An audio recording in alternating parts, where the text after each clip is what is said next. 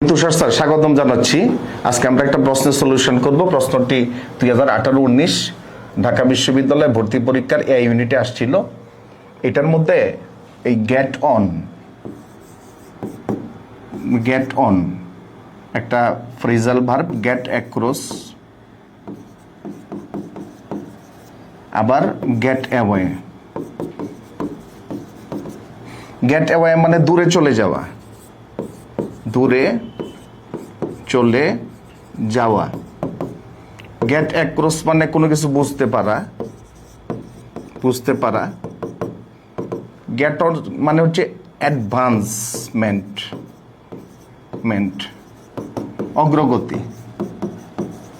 তাহলে my mother has been in hospital, আমার মা ভর্তি আছে হসপিটালের মধ্যে। হ্যাজ বিন আছে, হ্যাজের পরে বিন পারফেক্ট স্টেটের মধ্যে আছে।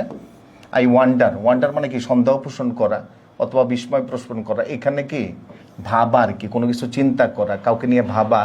হাউ শি যখন হসপিটালে ভর্তি আছে তখন তার অগ্রগতি নিয়ে আমরা চিন্তা করব। সুতরাং এই দুইটি আমরা বাদ দিব। এখানে কোনো কিছু বুঝতে পারার কোনো বিষয় না, আবার দূরে চলে যাওয়ার বিষয় না। উত্তর হবে এই দুইটার মধ্যে একটা। এখন যদি গেটস অন আমরা দেই, সেটা ইনডিফিনিট স্টেটে হবে। ইনডিফিনিটটা হয় মাল্টিপল অ্যাকশনের ক্ষেত্রে আমরা ইনডিফিনিট ব্যবহার করি।